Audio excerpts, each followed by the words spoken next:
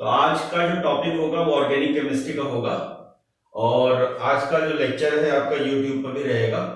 आपने जिसने बच्चे ने यूट्यूब पर सब्सक्राइब वगैरह नहीं किया है अपना कर लें, ताकि एक प्रॉपर वे में उसको नोट्स वगैरह मिलता रहे। ठीक है, तो जितनी मुझसे हेल्प हो सकती है मैं आपको करूंगा। ठीक है, जो बच्चे फीस अफोर्ड नहीं कर पाते हैं उनके लिए भी अच्छा मौका है, वो अपना यूट्यूब से ही कंटेंट को तैयार कर सकते हैं। जितना हम आपकी हेल्प कर सकते हैं उतना मैं कर रहा हूं आपकी। ठीक है, तो आज का लेक्चर्स, ठीक है, स्टार्ट करते हैं। आज का जो दिन है, जैसा कि मैंने पहले भी आपको डिस्कस किया हुआ कि आज के दिन हम लोग ऑर्गेनिक केमिस्ट्री पढ़ते हैं। तो ऑर्गेनिक केमिस्ट्री में जहां तक मैंने पढ़ाया था उसके आगे बढ़ते हैं। तो आपको मैंने बहुत सारे केसेस बताए थे कि एरोमेटिक, एंटी एरोमेटिक और नॉन एरोमेटिक, ये बहुत सारे केस बताए थे। और आज हम लास्ट केस डिस्कस करने वाले हैं, तो उसको थोड़ा सा समझेंगे, है ना।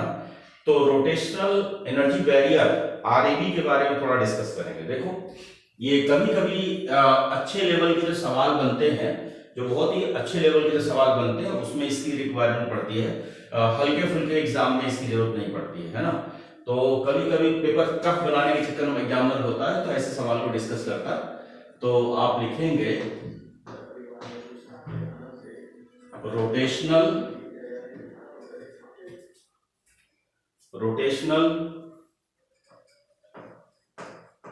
एनर्जी बैरियर, है ना। तो बच्चों इसको आरईबी से काम चलाएंगे। तो थोड़ा सा कॉन्सेप्ट को बहुत ही कायदे से समझिएगा, कॉन्सेप्ट को थोड़ा सा बहुत ही कायदे से समझिएगा, है ना। तो जैसे समझो, मान लिया जाए कि एक कंपाउंड में इस तरीके से ले रहा हूं, मान लिया जाए कि एक कंपाउंड मैंने इस तरीके से ले रखा है। थोड़ा क्वेश्चन को समझिएगा ध्यान से। ये एक कंपाउंड ले रखा है मैंने, ठीक है ना बेटा, इस तरीके से ले रखा है और इसको मैंने ये बना दिया। तो एक डबल बॉन्ड यहां, एक डबल बॉन्ड यहां और एक डबल बॉन्ड यहां बना दिया। पहले इसको बनाओ फटाफट, पहले इसको बढ़िया से बनाओ।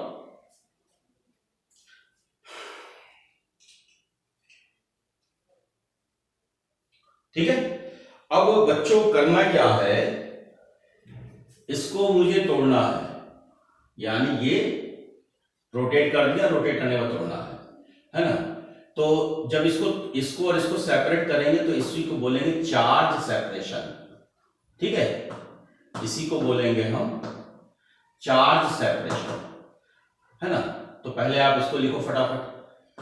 तो बच्चों, जब हम चार्ज सेपरेशन से दोनों पार्ट्स को अलग करते हैं तो दो तरीके की पॉसिबिलिटीज बन सकती है। हमारे पास दो तरीके की पॉसिबिलिटीज बन सकती है। पहली पॉसिबिलिटीज क्या है, ये हमने लिखा हुआ है ना, ये हमने लिखा हुआ है, दिख रहा है। और ये हमारे पास दूसरा नंबर है। ध्यान से देखिएगा, बहुत कायदे से समझिएगा, जरा से भी गड़बड़ी करेंगे फिर आंसर कुछ का कुछ आ जाएगा।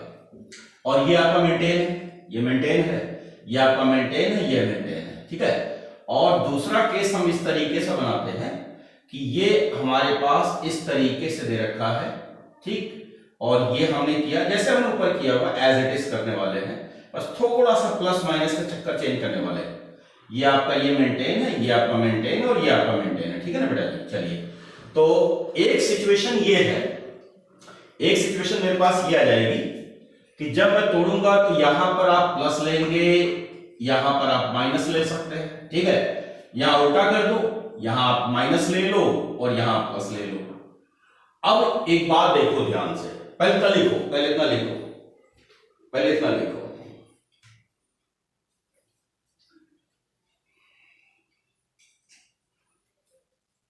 तो इस तरीके से आपसे स्टेबिलिटी करके पूछता है कि हमें ये जो दो कंपाउंड बना दिए, पहला बना दिया, दूसरा बना दिया, फर्स्ट और सेकंड लिख दिया, तो चलो मैं एग्जाम के जैसे क्वेश्चन पूछा जाता है उसी के हिसाब से मैं इसको ए मान लेता हूं और इसको मैं बी मान लेता हूं। ठीक है, उसी हिसाब से मैं ए और बी मान लेता हूं।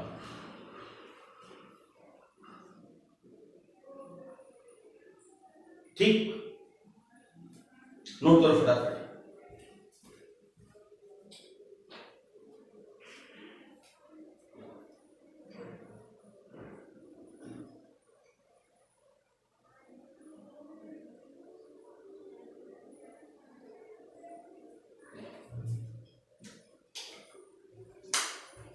ठीक है बच्चों।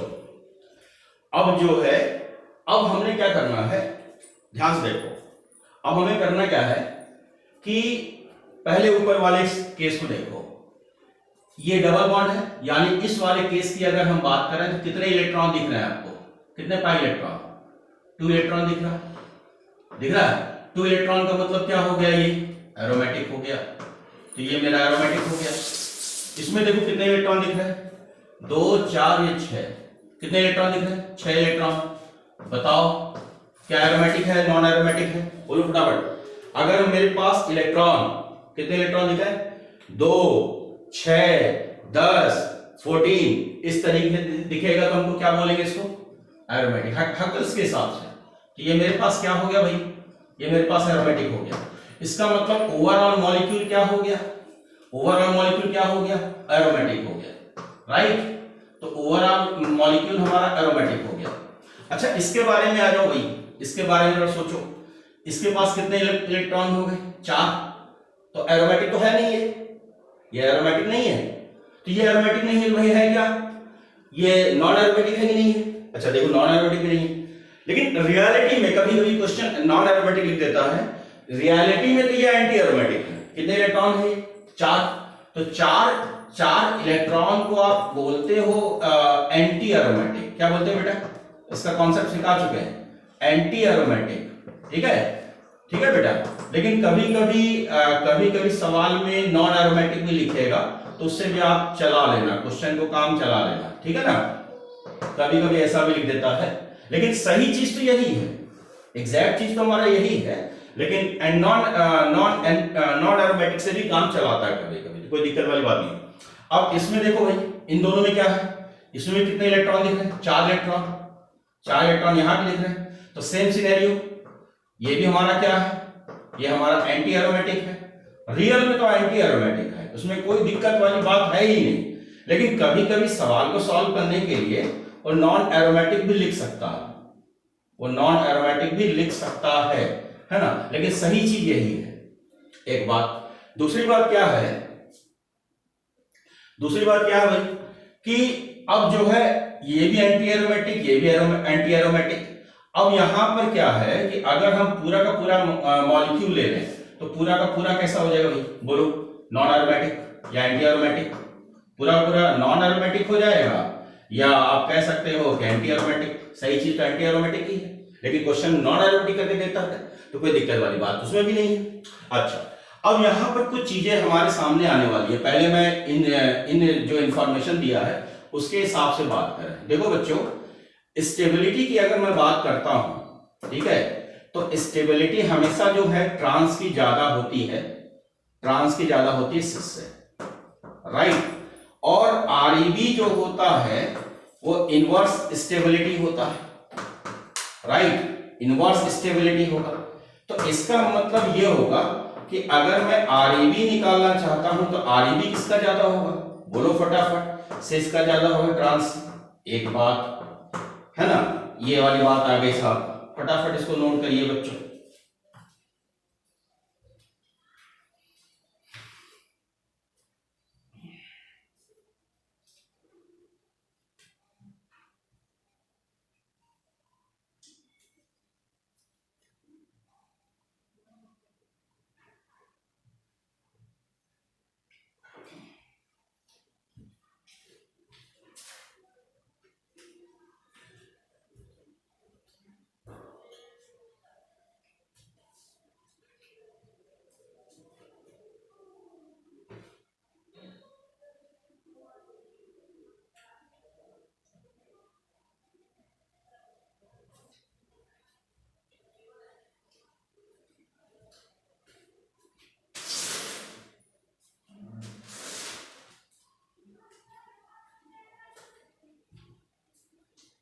लिखा बेटा, लिखा। अच्छा एक बात बताओ, एक बात बताओ, अगर मैंने क्वेश्चन ये कह रखा है कि एरोमेटिक ले रखा है और नॉन एरोमेटिक, ऐसा मैंने पूछा है ना, एंटी एरोमेटिक स्टेबिलिटी से ज्यादा होती है, ठीक। तो मैं इन दोनों बात करता हूं, तो मेरे को एक बात बताओ, स्टेबिलिटी किसकी ज्यादा होगी? एरोमेटिक की 100% ज्यादा होगी स्टेबिलिटी। तो आरईबी किसकी ज्यादा होगी? आरईबी किसकी ज्यादा होगी? नॉन एरोमेटिक की। होगी नहीं होगी? होगी नहीं होगी? ज्यादा होगी किससे? एरोमेटिक से। ऐसा क्यों? ऐसा क्यों? एक बात बताओ कि अगर ये स्टेबल हो जाता तो क्या ये टूटता? नहीं टूटता। तो ये टूटता ही नहीं, तो ये एंटी एरोमेटिक अगर कंपाउंड में है तभी टूटने की चांस ज्यादा होगा, तभी आरईबी ज्यादा होगा। तो एक बात ये डिसाइड हो गया, नोट करो बच्चों।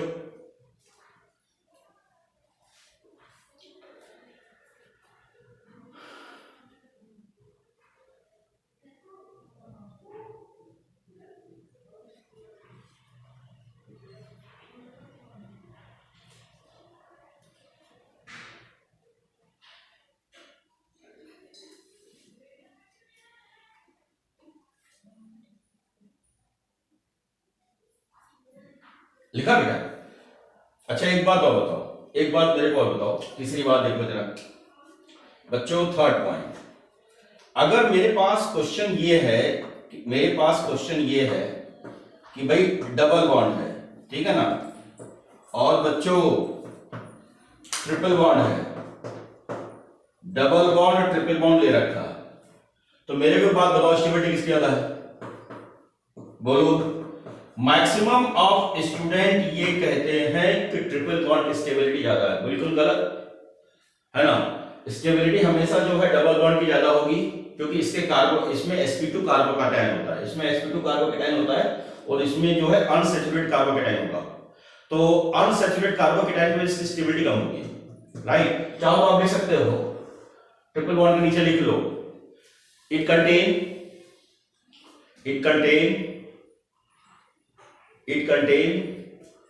unsaturated कार्बोकैटायन, अनसैचुरेटेड कार्बोकैटायन, ठीक है, अनसैचुरेटेड कार्बोकैटायन यानी कार्बन कार्बन के बीच में डबल बॉन्ड का प्लस, ठीक है, unsaturated carbocation. So stability of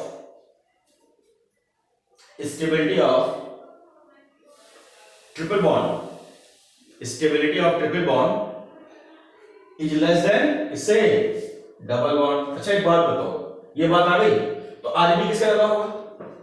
बोलो, आरईबी किसका ज्यादा होगा? किसका ज्यादा होगा? Double bond triple bond? तो भाई आरईबी जो होगा ट्रिपल बॉन्ड, यानी स्टेबिलिटी का जस्ट उल्टा बोलना है आपने, स्टेबिलिटी का जस्ट उल्टा बोलना है, ट्रिपल बॉन्ड ज्यादा होगा किससे? डबल बॉन्ड से।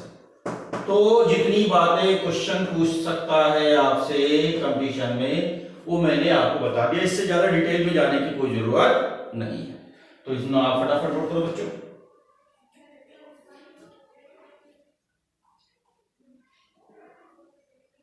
ठीक,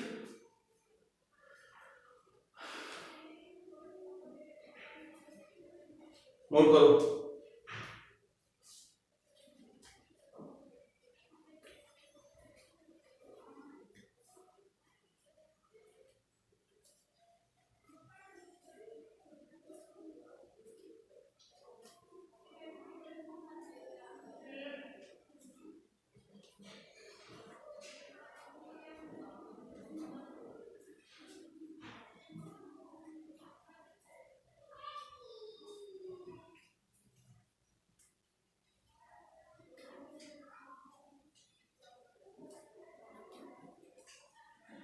आज का लेक्चर YouTube पर भी रहेगा, है ना, आज का लेक्चर YouTube पर भी रहेगा, ठीक है, आज का लेक्चर YouTube पर भी रहेगा।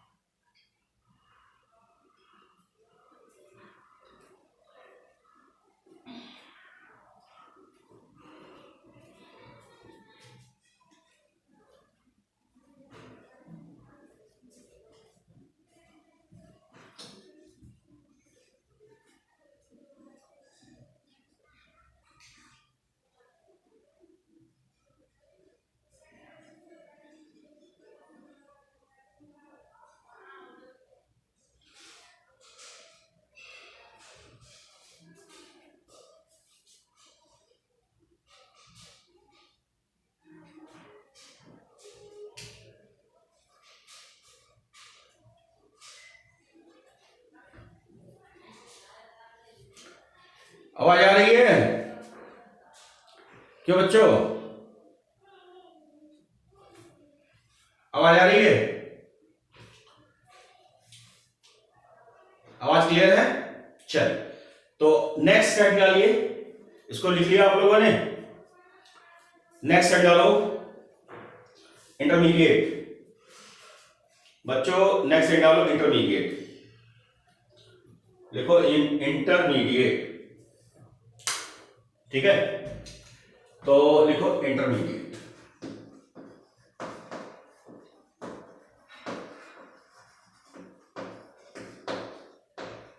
इंटरमीडिएट से क्या समझते हो? इंटरमीडिएट से क्या समझते हो? अगर रिएक्टेंट, कोई रिएक्टेंट है और प्रोडक्ट बन रहा है, बीच की जो स्टेज होगी दैट इंटरमीडिएट होगी। रिएक्टेंट और प्रोडक्ट की बीच की जो स्टेज होगी दैट इंटरमीडिएट होगी। कुछ इंटरमीडिएट ऐसे हैं जिनका एप्लीकेशन हम लोग रिएक्शन मैकेनिज्म में बार बार करते हैं, तो उन इंटरमीडिएट के ऊपर काफी क्वेश्चंस हमसे पूछे जाते हैं, राइट? तो पहले तो इंटरमीडिएट के बारे में आप जान लो। पहली बात क्या है? सबसे पहले एक तो हमारे पास आ जाएगा, मान लिया जाए कि फ्री रेडिकल, ठीक है? एक हमारे पास है फ्री रेडिकल, ठीक है? दूसरे नंबर पर ले लो कार्बीन, ठीक? तीसरे नंबर पर ले लो कार्बोकैटायन, इसके बाद ले लो कार्बन आयंस, ठीक है? इसके बाद आपने क्या पढ़ना है? इसके बाद पढ़ना है आपने नाइट्रीन, है ना? और लास्ट वन पढ़ना है बेंजाइन, ठीक है? तो इतने इंटरमीडिएट की आपने स्टडी करनी है, इतने इंटरमीडिएट की स्टडी करनी है। फटाफट लिखना शुरू करो।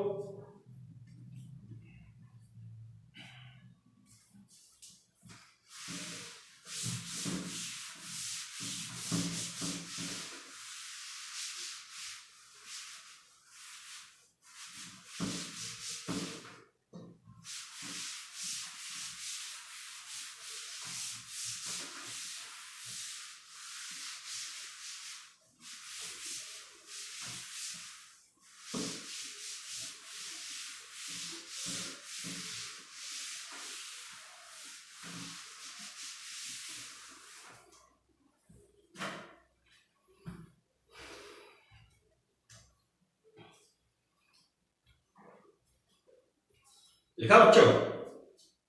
लिखा? अब इधर देखो, मान लिया जाए कि एक कार्बन का एक कंपाउंड है, ध्यान से देखो और समझो, और ये हाइड्रोजन लगा रखा है मैंने, ठीक है? सबसे हाइड्रोजन लगा रखा है, ठीक? तो एक सिचुएशन तो हमारे सामने ऐसा बनता है, ये कार्बन है और ये हमारे पास हाइड्रोजन है। ध्यान से देखो और समझो, एक सिचुएशन मेरे पास ऐसा बन रहा है, ठीक है? अच्छा भाई, एक सिचुएशन मेरे सामने कुछ ऐसा बन रहा है, एक सिचुएशन ऐसा बन रहा है, और एक सिचुएशन मेरे सामने कुछ ऐसा बन रहा है। तीन तरीके के सिचुएशन को मैं डील करूंगा, राइट? अब ध्यान से सुनना, इस बॉन्ड के अंदर इसके भी इलेक्ट्रॉन है, इसके भी इलेक्ट्रॉन है, राइट? इस बॉन्ड में इन दोनों के इलेक्ट्रॉन है और ये अपने अपने इलेक्ट्रॉन लेकर के अलग हो रहा है। जब अपने इलेक्ट्रॉन लेकर के अलग हो रहा है तो हमको मिल रहा है CH3 डॉट और इधर भी मिल रहा है CH3 डॉट। ये डॉट वाला जो पार्ट है इसी को बोलते हैं फ्री रेडिकल। क्या बोलते हैं इसी को? हम इसी को बोलते हैं फ्री रेडिकल। पहली बात, जो ये मैंने लिखा हुआ है ना फ्री रेडिकल, ये आपका फ्री रेडिकल है। अब सिनेरियो क्या है, कैसे कैसे बनता है, उसको मैं सीक्वेंस में इसमें डिटेल में करूंगा लाइन से। एक बात, अच्छा एक कंडीशन ये है बच्चों कि मान लिया जाए कि ये बॉन्ड इधर चला आता है, इधर चला आया, तो एक कंडीशन तो ये है कि हम ऐसा मान लें कि जब इधर चला आया तो इस पर तो आपने लगा, थोड़ा मैं दूर बना दूं दूं तो ज्यादा अच्छे से क्लियर होगा। ये आपका, तो यहां चला है तो ये माइनस हो गया और इसको मैनेज करने के लिए प्लस हो गया, राइट। अब इस वाले पार्ट को, यानी हम यहां पर एक एरो बनाते हैं, इस वाले पार्ट को बोलते हैं कार्बोकैटायन, इसको बोलते हैं हम कार्बोकैटायन बोलते हैं, और इसको बोलते हैं कार्बेनियंस, ठीक है, इसको बोलते हैं कार्बेनियंस। तो यहां पर एक तो कार्बोकैटायन लिखा। अच्छा, ये दोनों एक जैसे हैं, ये दोनों एक जैसे हैं, तो इस तरीके के फिशन को हम बोलेंगे होमोलिटिक बॉन्ड फिशन, इनको बोलेंगे होमोलिटिक बॉन्ड फिशन। तो इनको होमोलिटिक बॉन्ड फिशन हम लोग बोलने वाले हैं। और ये इधर वाला जो पार्ट है, ये दोनों अलग है, ये दोनों अलग हैं, तो इसको हम बोलने वाले हैं क्या, हेट्रोलिटिक बॉन्ड फिशन, राइट। तो आप इसको लिखो बच्चों फटाफट।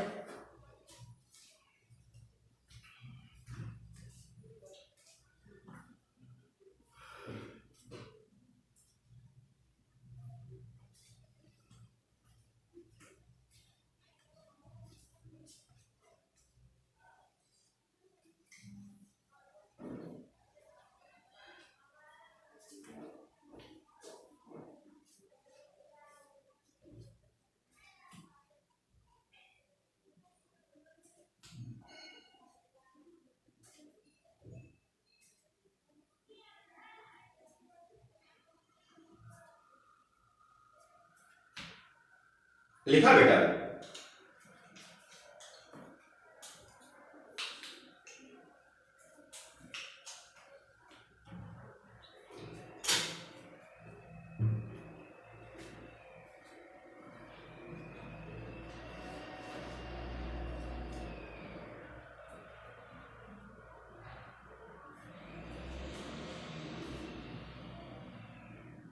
लिख लिया? अब इधर देखो, एक पार्ट को मैंने अलग कर लिया, थोड़ा ध्यान से देखना। एक पार्ट को मैंने बिल्कुल अलग कर लिया, ये आपका H है और ये आपका H है, राइट। तो बच्चों इसका नाम क्या दिया मैंने? देखो, इसका नाम तो सही मायने में इसका नाम तो होगा मैथिल फ्री रेडिकल। इसका जो सही नाम है तो मैथिल फ्री रेडिकल। तो किसी भी फ्री रेडिकल का जो फॉर्मेशन होगा, है ना, किसी भी फ्री रेडिकल का जो फॉर्मेशन होगा कब होगा? अगर क्वेश्चन में हमारे पास आई टेम्परेचर दे रखा हो, या यूवी लाइट दे रखा हो, हीट दे रखा हो, कभी कभी ट्रायंगल लिखा हो, बात तो सब एक ही है ना, और या पेरोक्साइड दे रखा हो, ठीक है बेटा, पेरोक्साइड दे रखा हो, और इतनी बातें, और कभी कभी यूवी तो लिख दिया मैंने, एच म्यू भी कभी कभी लिख देता है, इस तरीके से भी लिख देता है, कोई दिक्कत वाली बात नहीं। तो ये भी अगर लिख देता है तो ये सब इंडिकेशन होगा किसका बनने का? पेरोक्साइड बनने का, सॉरी फ्री रेडिकल बनने का। एक बात। दूसरी बात, फ्री रेडिकल में दोनों पार्ट एक जैसे थे, तो ये जो फॉर्मेशन होता है बाई होमोलिटिक बॉन्ड फिशन, यानी कि इसको बोलेंगे क्या? By homolytic bond fission, right, bond fission. तो होमोलिटिक बॉन्ड फिशन के लिए हम एक वर्ड और यूज कर सकते हैं, उसका नाम है होमोलिसिस। एक वर्ड यूज कर सकते हैं, होमोलिसिस। अच्छा, एक बात और ध्यान सुनना बेटा, नॉन पोलर सॉल्वेंट, यानी कि जो नॉन पोलर सॉल्वेंट है वो रेस्पॉन्सिबल है किसके लिए? जो नॉन पोलर सॉल्वेंट है वो रेस्पॉन्सिबल है ना, किसके लिए? इसी के लिए। नॉन पोलर सॉल्वेंट भी इसी के लिए हमारा रेस्पॉन्सिबल है। तो फटाफट इसको लिखो। लिखा? एक चीज ध्यान रखना कि भाई फ्री रेडिकल जो भी होगा उसमें sp2 हाइब्रिडाइजेशन होगा। क्या होगा?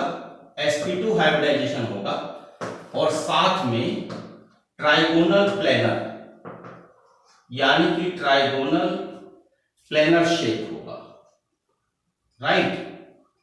तो ट्राइगोनल प्लेनर शेप का मतलब जो एंगल हो गया 120 डिग्री एंगल भी हो गया। लेकिन मैं ये क्यों लिखवा रहा हूं? मैं इसलिए लिखवा रहा हूं, एक बात तो मैं और बता दूं। चलो अच्छा, पहले एक बात, थोड़ा सा एक बात समझना स्टार बना के।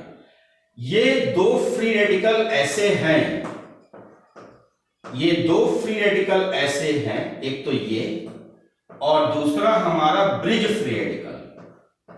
दो फ्री रेडिकल ऐसे हैं जिसके अंदर जो है पिरामिडल शेप पाया जाता है। क्या पाया जाता है? पिरामिडल शेप पाया जाता है, राइट। स्ट्रेन की वजह से, कार्बन स्ट्रेन बोलते हैं इसको हम।